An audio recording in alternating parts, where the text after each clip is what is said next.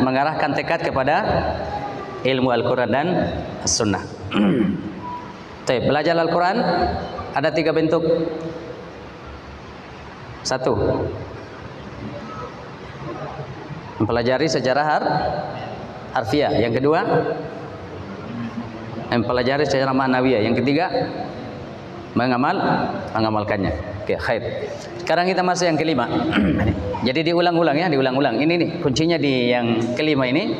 Kenapa kita ulang-ulang itu? Karena ini ada disebutkan di Al-Ma'kidul Khamis, yakni sulukul jaddatil musilati ilai. Ya, ini menempuh jalan yang sudah baku yang bisa menyampaikan kita ke tujuan. Maksudnya di sini jalan yang baku, jalan yang telah ditempuh oleh orang-orang dulu yang telah berhasil mendapatkan ilmu. Ya. Nah, kita langsung lihat di penjelasannya. Kata beliau, setiap tujuan memiliki jalan yang akan menyampaikan kepada tujuan tersebut.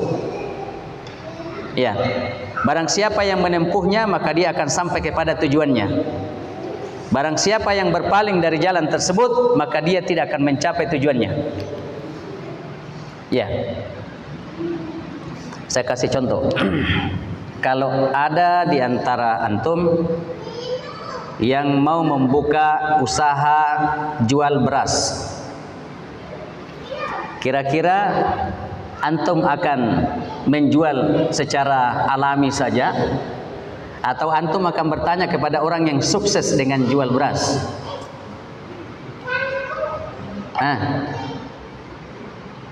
Kan pedagang itu kan ada 2 macamnya. Ada yang sukses, ada yang kesuksesannya tertunda. Nah, kalau kita ingin berdagang juga, kira-kira siapa yang mau ditiru? Yang sukses atau yang tertunda kesuksesannya? Pasti yang sukses. Nah, sekarang siapa yang akan ditiru?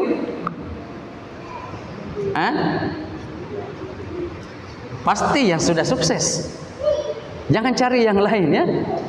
Karena kalau kita mengikuti jalannya orang yang sukses, memungkinkan enggak kalau kita akan sukses? Memungkinkan ya?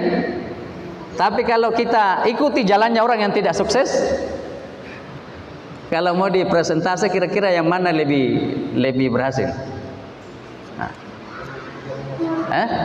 Ya, lebih memungkinkan untuk berhasil kalau kita mengikuti orang sudah berhasil.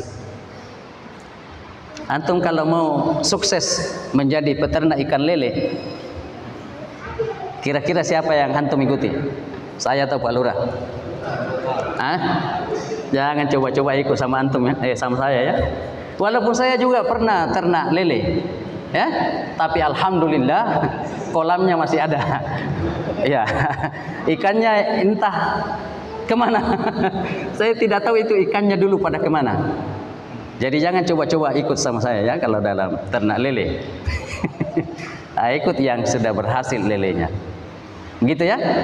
Nah, ilmu begitu juga yang ingin disampaikan oleh Syekh ini. Ya, kita menuntut ilmu itu tidak sembarangan juga ya. Jangankan menuntut ilmu agama, kita menuntut ilmu dunia saja itu punya metode ya, punya cara. Ya. Antum mau sekolah, kira-kira antum bisa langsung masuk perguruan tinggi? Pasti tidak bisa. Ya, kalau tidak melalui TK minimal langsung masuk SD dulu. SD baru, SMP, SMA dan seterusnya ya. Seperti itu. Inilah yang mau diterangkan oleh Syekh dalam Al-Ma'kidul Khamis ini. Simpul yang kelima. Ya. Ilmu itu juga ada jalannya. Siapa yang keliru, dia tersesat dan tidak mendapatkan yang dia maksudkan. Ya. Atau bisa saja dia mendapatkan bagian yang sedikit, namun usahanya juga sangat berat. Karena ilmu itu ikhwan seperti permata yang ada di dasar lautan yang dalam. Ya, kalau ada permata di dasar lautan, gimana cara mengambilnya ikhwan? Antum mau lompat saja masuk pakai gaya batu? Ya, jadi jangan modal nekat saja ya. Harus belajar berenang. Ya, harus belajar menyelam. Harus belajar atur napas. Ya. Kemudian setelah sampai di dalam harus antum bisa bedakan yang mana mutiara, yang mana bukan. Ya, jangan sampai cuma karena antum pakai senter di bawah karena tidak ada lampu, wah ini juga mutiara, ini antum kasih masuk semua kantongan, ternyata batu-batu saja di mana. Ya, mungkin ada mutiaranya tapi sedikit. Nah, ini perumpamaan yang disebutkan oleh penulis ini yang beliau mau sampaikan ya. Jadi semuanya punya cara. Di halaman selanjutnya, di halaman 28. Dan sungguh jalan ini telah disebutkan dengan kalimat yang ringkas dan padat oleh Muhammad Murtada bin Muhammad Az-Zabidi rahimahullahu taala, penulis Taj Al-Arus dalam bait syairnya. Ya, di situ ada bait syair ya yang antum bisa baca. Ya. Fama hawal ghayah fi alfi sanah syakhsun fakhudh min kulli fannin ahsana bihifdhin matni jami'in lirraji ta'khudhuhu ala mufidin nasih. Ya, seorang tidak akan meraih seluruh ilmu walaupun dengan 1000 tahun lamanya, maka ambillah dari setiap bidang ilmu yang terbaiknya. Bait yang ketiga, dengan menghafal matan ringkas padat yang sudah menjadi pegangan. Dia pelajari itu dari guru yang baik dan bisa memberikan pengajaran. Nah, maka perlu diperhatikan nih, kawan. Maka jalan menempuh ilmu yang sudah baku itu dibangun di atas 2 perkara. Dibangun di atas 2 perkara. Nah, ini yang perlu dimengerti dan dihafal di simpul yang kelima ini ya, bahwa menuntut ilmu itu dibangun di atas 2 perkara. Ya. Barang siapa yang berpegang pada 2 hal ini, sungguh dia telah mengagungkan ilmu, karena dia mencarinya lewat jalan yang memungkinkan dia untuk sampai ke tujuan. Nah, perhatikan baik-baik. Yang pertama, menghafal matan ringkas yang sudah menjadi pegangan. Ya, kalau sudah ringkas itu pasti padat. Ya, menghafal ya.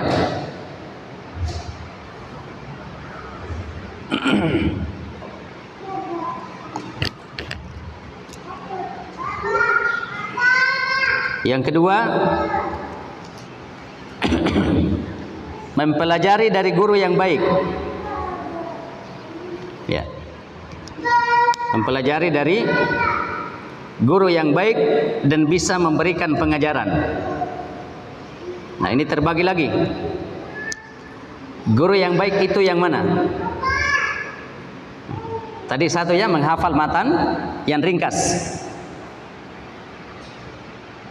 Ya, jadi ini dulu perlu diperhatikan bagi pemula yang mau belajar. Jangan langsung kitab-kitab besar yang mau dipelajari ya. Ada ringkasan-ringkasannya dulu. Ya, mungkin kalau kita umpamakan orang yang makan saja, yang baru belajar makan itu kira-kira apa langsung dimakan? Langsung makan nasi jagung ya. Ya, pasti yang lembek-lembek dulu ya. Kalau bayi kan ASI, setelah ASI bubur ya. Nah, jangan langsung dikasih apa itu, songkolo. Ya, bubur dulu. Nah, seperti juga ini belajar ya. Ya. Oh ya, kita jelaskan dulu yang matan ya. Jadi matan-matan mana yang dimaksud ya? Seperti misalnya kita prioritaskan, nanti akan ada di atas, diprioritaskan bidang apa. Misalnya kita mulai mempelajari akidah. Mempelajari akidah itu sudah disusun oleh para ulama-ulama terdahulu, matan-matan yang ringkas. Ya, matan-matan yang ringkas. Ini belum masuk ke syarahnya ya. Matan-matan yang ringkas itu maksudnya belum masuk ke syarahnya. Ya. Seperti misalnya kita belajar tauhid, jangan langsung belajar kitabut tauhid. Ya, jangan minta-minta mau belajar tauhid, langsung belajar kitabut tauhid. Walaupun itu matan, tapi kita ambil dulu yang paling ringkasnya. Ya, ada dulu yang paling ringkasnya. Seperti misalnya kita mulai dari Qawaidul Arba'ah. Itu matannya Qawaidul Arba'ah mungkin sekitar 4 halaman. Ya. Jadi itu dulu. Nah, masuk ke Al-Usul Ats-Tsalasah. matannya dulu ya. Kalau sini beliau sebutkan menghafal merupakan sebuah keharusan. Ya, barang siapa yang menyangka bahwa dia akan meraih ilmu tanpa menghafal, sungguh dia mencari sesuatu yang kosong. Nah, jangan antum sesak napas, masih sabum tu dia misubum ustaz menghafal. Tidak datang mas saya malam Kamis beriku. Jangan begitu ya. Menghafal ini ada dua macam. Terserah antum pilih yang mana. Pasti pilih yang termudah. Yang jelas menghafal.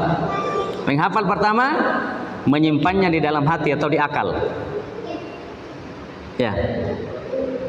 Yang kedua, menghafalnya dengan mengikatnya dengan catatan. Nah, itu juga menghafal namanya. Kan tidak hilang tuh kalau dicatat. Ya. Yang bisa hilang adalah tempat catatannya. Ya. Jadi kalau sudah tidak bisa menghafal harus dicatat baik-baik. Catatannya itulah yang dihafal, dipelihara. Ya. Kalau ada orang bertanya, antum lupa baca topi mati nih. Ya. Tapi kalau kita hafal, semua orang bertanya bisa langsung disampaikan. Itu faedahnya ya. Sama dengan begini. Orang yang menghafal Al-Quran dengan orang yang pandai membaca Al-Quran tapi tidak menghafal. Yang mana banyak manfaatnya. Walaupun dua-duanya dapat manfaat. Yang mana kira-kira banyak manfaatnya? Kalau Al-Quran itu dihafal atau pintar sekali membaca tapi tidak dihafal. Yang mana yang lebih banyak manfaatnya? Hah? Wah ini pintar ini. Pintar membaca dan menghafal. Karena kalau kita menghafal, setiap saat kita bisa membaca Al-Quran. Iya, kita lagi duduk-duduk atau lagi safar naik motor, bawa kendaraan. Apa kira-kira dikerja itu kalau kita bawa mobil atau naik kendaraan kalau tidak baca Al-Quran? Apa kira-kira yang di dalam pikiran itu? Hah? Kalau dulu pasti kita nyanyi. Tuh? Ya dulu. Atau jangan-jangan masih ada yang penyakit dulu masih. Kalau ada muatan ya murattal, tapi kalau sendiri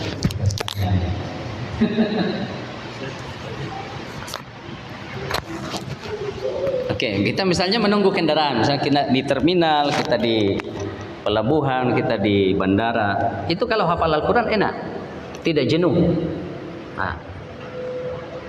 Atau menghafal matan-matan, diulang-ulang saja. Ya, al-usul as-salasa, i'lam rahimakallah. Nah, itu kan dihafal-hafal ya. Ya. Annahu yajibu alaina ta'allumu arba'i masail. Al-ula itu dia diulang-ulang. Ya.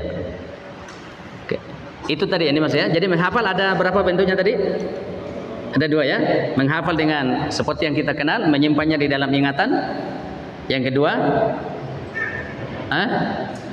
ini yang pusing kita ini kalau dua-duanya tidak ada yang dipilih. Saya pilih yang ketiga.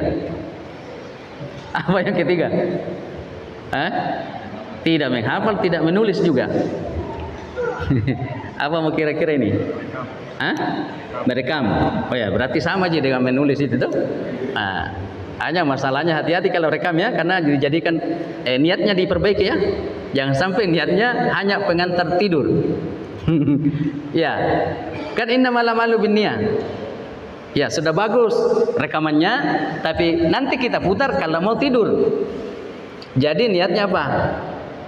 Pengantar tidur. Kira-kira ada manfaatnya enggak? Ada. Cepat tidur. Ya, tapi insya Allah antum tidak begitu ya. Cuma saya ingatkan. Apalagi yang murattal itu, ya. Murattal diputar bukan untuk menghafal, bukan untuk memperbaiki bacaan, tapi pengantar tidur. Nanti diputar kalau mengantuk sekali ya. Ya tambahnya alat tidurnya. Oke, baik ya. Itu salah satu bentuk mencatat sekarang adalah dengan merekam ya. Oke, itu tidak masalah ya, boleh. Ya. Nah sekarang selesai ya menghafal matan-matan ringkas tadi dia. Nah, nanti setelah selesai ini mungkin kita akan masuk ke matan-matan ilmu yang kita sebutkan itu ya, singkat-singkat ya. Ya mungkin juga akan dibuatkan buku-buku panduan. Ya, seperti misalnya yang tadi saya sebutkan Qawaidul Arba'ah, Al-Usul Ats-Tsalasa, Usulus Sittah, kemudian makna la ilaha illallah, makna taghut, syarat-syarat la ilaha illallah, kemudian nawaqidul Islam, pembatal-pembatal keislaman. Ya, kemudian fadlul Islam. Ya, kemudian kita akan masuk ke dalam Kitabut Tauhid, Aqidah Al-Wasithiyah dan seterusnya ya. Hadis-hadis mungkin kita akan belajar hadis-hadis yang ringkas dulu seperti 100 hadis ringkas itu yang masyhur dipakai di pondok-pondok itu 100 hadis yang ringkas. Ya, 3 jilid itu. Jadi kalau 3 jilid berarti 300. Tapi pendek-pendek ya, semua satu baris. Ya, sudah itu baru masuk di arba'in. Ya, sudah arba'in masuk di Umdatul Ahkam. Sudah masuk di Umdatul Ahkam, masuk di Bulughul Maram masuk di Nailul Awtar, kemudian masuk di kitab-kitab yang lebih besar ya, mungkin Sahih Muslim, Sahih Bukhari dan sebagainya. Jangan baru belajar langsung Fathul Bari mau dibuka ya. Seperti kemarin ada ikhwah yang bertanya langsung kitab Al-Um mau dibeli. Saya bilang antum sudah pernah belajar Matan Abu Suja? Apa itu Matan Abu Suja? Waduh, jangan dulu langsung Al-Um ya. Ada kitab-kitab ringkas dari fikih mazhab Syafi'iyah. Ya, mungkin nanti akan ada yang mengajar, mungkin bukan saya, mungkin yang setelah mempelajari ya. Matan Abu Suja, Safinatul Najah, itu kitab-kitab yang ringkas dulu ya. Ya. Oke, baik. Yang kedua, mempelajari matan tersebut dari guru yang baik dan bisa memberikan pengajaran. Nah, sekarang apa yang disebut guru yang baik? Guru yang baik itu memiliki 2 sifat. Yang pertama, kalau situ disebutkan mumpuni, ini bahasanya terlalu tinggi nih, kayak ilmu bela diri. Ya, maksudnya di situ mumpuni ini kan bahasa Indonesia ya. Maksudnya sini adalah guru tersebut menguasai ilmu yang kita pelajari dari matan itu. Ya, bagaimana kita mengetahui bahwa guru tersebut menguasai? Ya harus kita tahu bahwa guru ini pernah mempelajari dari gurunya, bukan mempelajari sendiri. Ya, mempelajari dengan talaki, dengan langsung mengambil langsung ilmu itu dari gurunya. Ya, karena kalau cuma dengan langsung membaca begitu saja, itu dikhawatirkan ada kesalahan di dalam mendapatkan ilmu tersebut. Ya. Dan ini dikuatkan oleh hadis Nabi sallallahu alaihi wasallam. Antum lihat di halaman 29 terjemahannya. Bunyi hadisnya itu ada di halaman 27. Ya, hadis riwayat Abu Daud. Dalam Sunan Abu Daud. Ya, itu disebutkan Nabi sallallahu alaihi wasallam bersabda, "Tasma'un wa yusma'u minkum wa yusma'u mimman yasma'u minkum." Jadi Nabi SAW yang menegaskan begini. Ya. Kalian telah mendengarkan. Tasma'un. Kalian mendengarkan. Ya, ini Nabi bicara pada sahabat. Jadi para sahabat ini mendengarkan ilmu dari Rasulullah SAW. Kemudian beliau mengatakan dan terdengar dari kalian oleh yang lain. Ya, terdengar dari kalian oleh yang lain. Maksudnya yang lain itu juga akan mendengar dari kalian. Ya. Dan terdengar pula dari orang-orang yang pernah mendengar dari kalian. Nah, inilah namanya bersanad ke bawah, bersambung ilmu. Ya. Jadi tasma'un, kalian mendengar, wa yusma'u minkum, dan kalian juga akan didengar. Orang lain akan mendengar dari kalian. Nah, wa yusma'u mimma yasma'u minkum, dan juga akan didengar oleh orang yang telah mendengar dari kalian. Nah, ini rambu-rambu yang disebutkan oleh Rasulullah sallallahu alaihi wasallam. Ya. Jadi memang betul apa yang sering disebutkan oleh orang-orang dulu yang pernah kita dengar, bahwa siapa yang belajar tidak punya guru, maka gurunya adalah setan. Ya. Itu ternyata perkataan itu benar ya. Karena tidak ditahu dari mana dia ngambil ilmu. Ya. Buku-buku yang dicetak, ya, itu dipelajari, itu mungkin untuk konsumsi pribadi. Konsumsi pribadi. Tapi kalau ketika kita akan mengajarkannya kepada orang, itu tidak cukup hanya dengan belajar sendiri. Ya. Karena tidak ada yang tahu maksud penulis dari kitab itu kecuali dia sendiri. Ya. Jadi dikhawatirkan jangan sampai kita membaca tulisan sebuah buku atau kitab itu lain maksud kita, lain maksudnya penulis. Ya. Nah, ini pentingnya dalam menjaga ilmu tersebut ya. Ah, perhatikan baik-baik di paragraf berikutnya di halaman 29. Dan yang menjadi ukuran adalah keumuman lafaz hadis, bukan kekhususan kepada siapa pesan tersebut ditujukan. Antum paham maksudnya nih? Ini karena ada yang salah paham yang begini. Dalam masalah tersambungnya ilmu, sanad ilmu, ada yang salah paham. Maksudnya salah paham begini. Kalau sudah tidak dari gurunya, dia tidak mau dengar. Padahal ilmu itu tidak tersambung kepada orang-orang tertentu saja. Bisa dipaham? Nah, ini yang biasa agak keliru sedikit ini. Ya. Kalau ada orang yang mengajar, terus ada orang pertanyakan, itu siapa yang ngajar? Ustadz Fulan. Gurunya siapa? Gurunya siapa? Nah, kalau sudah gurunya tidak nyambung kepada gurunya, itu langsung ditolak. Nah, ini yang keliru, ini yang begini. Keliru. Nabi sallallahu alaihi wasallam mengajar, itu memang Nabi sendirian. Tapi sahabatnya berapa yang diajar? Berapa sahabat yang diajar oleh Rasulullah SAW? Itu kan tidak satu kan? Tidak satu. Ada yang di Madinah, ada yang kembali ke Baghdad, ada yang kembali ke Makkah.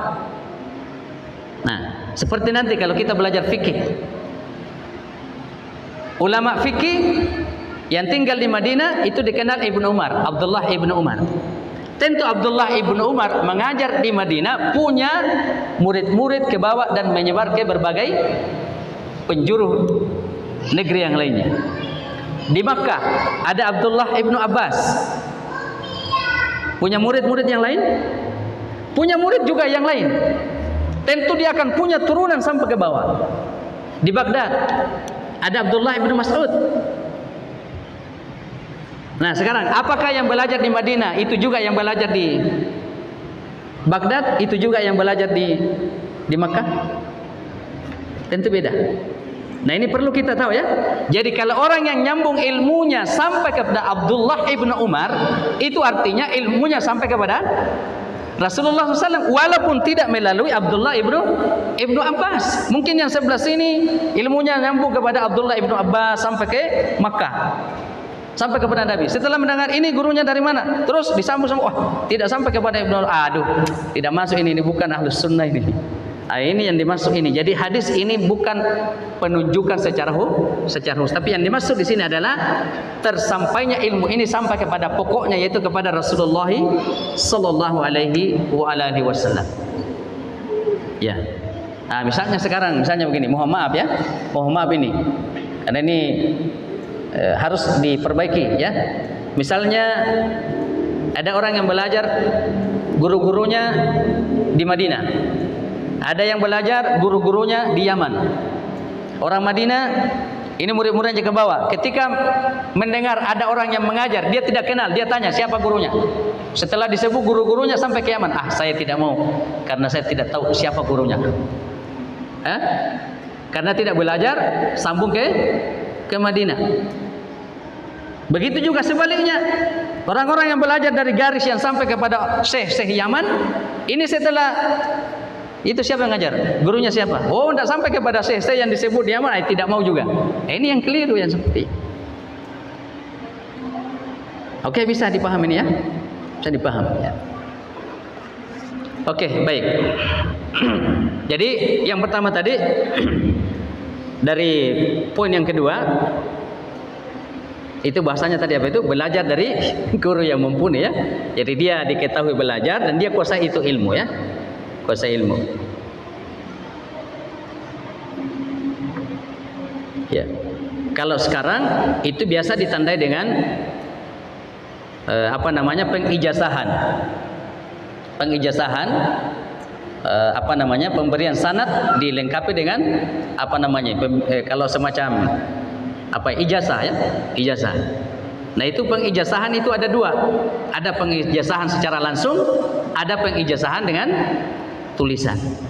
Pengijazah itu maksudnya gurunya mengatakan ini boleh mengajar. Ah, begitu. Ya, kalau di pesantren tentu yang lulus di pesantren. Gitu, ada jasanya ya. Ya, kalau belajar di pesantren baru lari lewat pagar. Ya, seperti itu.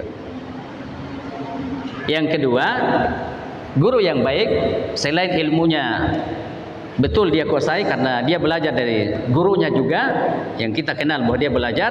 Yang kedua, guru ini bisa untuk diteladani. Ya, bisa diteladani dari sisi akhlaknya, hubungannya sesama manusia. Ya, bisa dijadikan teladan dalam akhlak kesehariannya. Nah, ini juga yang kenapa lebih utama kita belajar talaqi langsung berhadapan dengan guru daripada online. Antum tahu bedanya? Ilmunya sama-sama sampai, tapi ada perbedaan yang sangat besar. Apa perbedaannya?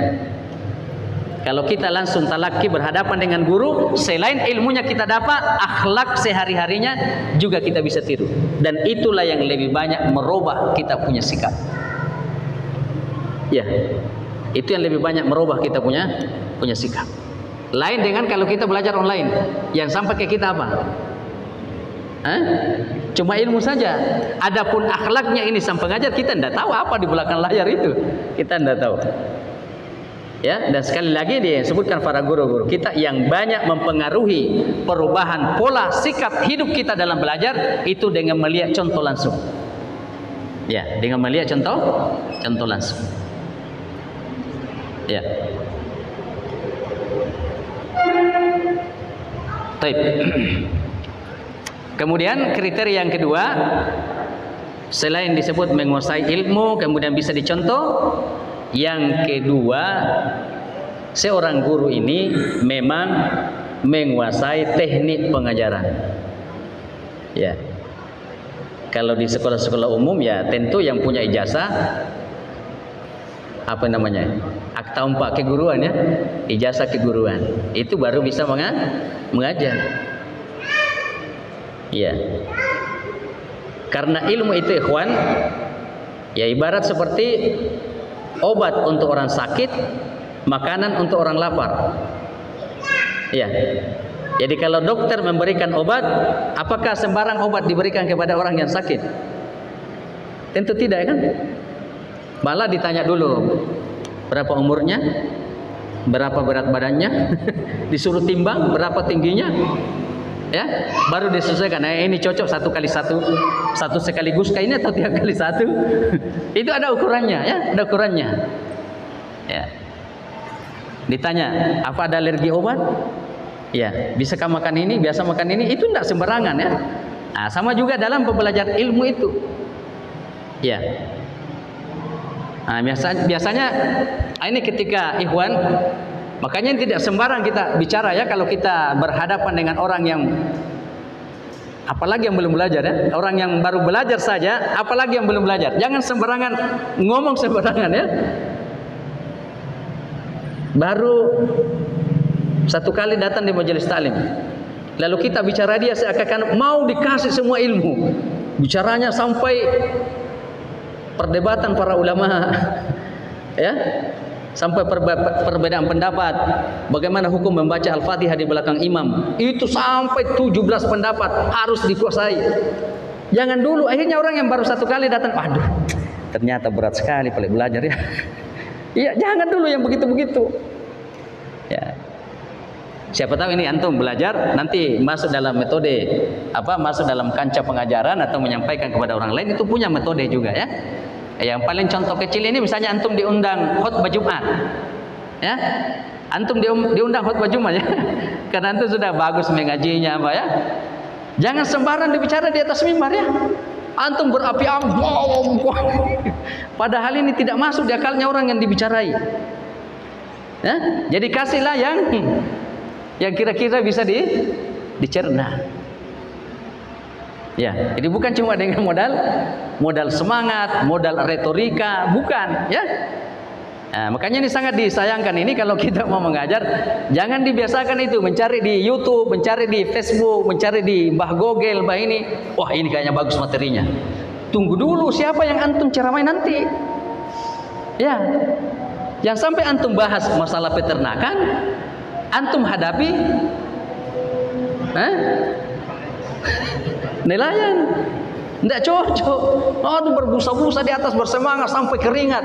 Antum cuma tahu modalnya Rasulullah itu berkhutbah seperti memimpin perang, merah matanya, suaranya tinggi. Wow, pokoknya saudara-saudara kaum muslimin jamaah deh. Bilang jamaah, apa nih? Enggak mau yang lain. Iya kan, tidak masuk dia kan. Ya, terutama ini kita ini di kampung-kampung ya. Kalau masuk di kampung-kampung, bicaralah yang cocok untuk kampung-kampung itu ya. Ya, disesuaikan dengan apa yang ada di kampung. Ya, mungkin mengerti apa yang saya sampaikan ini ya.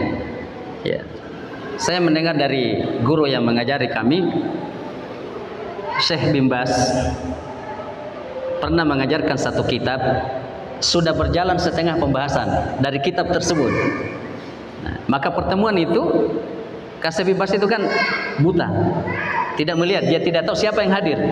Dia bertanya kepada orang dekatnya yang dia percaya, yang hadir pengajian pada saat ini siapa? Jadi sebelum beliau mengajar itu selalu tanya, siapa yang hadir di pengajian? Nah, pada saat itu dia sebutkan ini. Saya tahu Syekh bin Baz ini orang barusan datang. Akhirnya kitabnya ditutup, diganti dengan kitab yang lain. Nah, apa maksudnya itu? Nah, kalau ini dilanjut, biar siapa yang datang ini, biar sarjana semua, doktor, kalau ini dilanjutkan tidak ikuti dari pembahasan awal, pasti tidak nyambung. Maka kitab yang sudah dibahas itu diganti dengan kitab yang ringan. Ini Syekh bin Baz itu. Ya. Ini menjadi pelajaran buat kita. Ya, seperti kita ini karena semangatnya tinggi, sampai di rumah melihat istri belum terlalu bagus pakaiannya, jangan langsung antum bicara sampai langit ketujuh. Wah, ternyata itu perempuan kalau kelihatan rambutnya tidak mencium ke surga. Tidak ada masalah kamu ke RT kalau pagi. Iya. Jangan langsung kasih tahu istri begitu. Paling dia jawab itu, apalah kan namu tumanya. Iya. Kenapa balik mulamar kak kemarin kalau tidak masuk surga kak? Nah, apa mantum bilang? Iya tak? Kita ke rumahnya tetangga, rumahnya keluarga, mungkin ziarah Idul Fitri, Idul Adha. Antum lihat di situ ada patung-patung di lemarinya. Jangan langsung itu antum urusi. Tante, bisa mandiri ya? Nanti petamri malaikat bayamah. Ada patung di sini. Ini sangat dibenci oleh Nabi ini. Buang ini patungmu. Tidak Nabi kingkang kau susu. Pasti bilang, saya ada minta pendolok malaikat. Mohon maaf yang tidak mengerti bahasa Mandar ya. Mengerti kan? Ya, jadi begitu ya. Harus bicara yang sesuai dengan kadar orang yang dibicarai. Ya.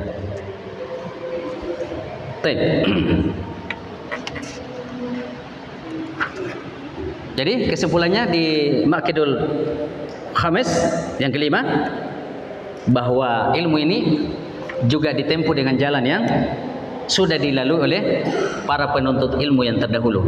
Kesimpulannya tadi ada berapa macam? Ada berapa perkara? Yang pertama, apa mulut peboram ya? Menghafal matan-matan ringkas itu, maksudnya yang ringkas-ringkas dulu ya, belum sampai ke syarah-syarahnya ya. Jadi jangan dulu antum langsung tertarik syarah, jangan dulu, matan-matan dulu ya. Nanti di atas akan disebutkan matan apa dulu ya. Dan nanti di simpulan di atas. Ini kita pegang kunci-kuncinya dulu ya. Ya, jadi maksudnya jangan langsung belajar yang perkara-perkara yang berat. Ya, nah, seperti kita belajar Al-Quran, apa yang dipelajari dulu pertama Al-Quran? Hah? Makharijul huruf, cara menyebut huruf ya. Jangan langsung begitu belajar membaca Al-Quran langsung bagaimana nih, di mana berhenti?